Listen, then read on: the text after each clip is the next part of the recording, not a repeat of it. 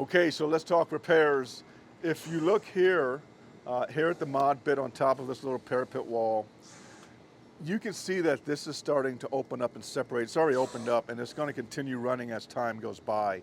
Water's going to make its way down underneath here and start creating a leak down here at this point. This needs to be sealed up properly. This is beyond using some sort of mastic. At best, if it was raining, yes, that'd be a very quick temporary fix. But for the long haul, they would actually need to go back, sealing this area up with a mod bit type material to make sure that they really get a good seal here. And this is something you really want to keep in mind when you're hiring someone to do roof repairs. What type of materials are they using? Are they using like, kind, and quality, or more so like kind, to make sure that it's compatible and it's going to do the proper job in sealing up?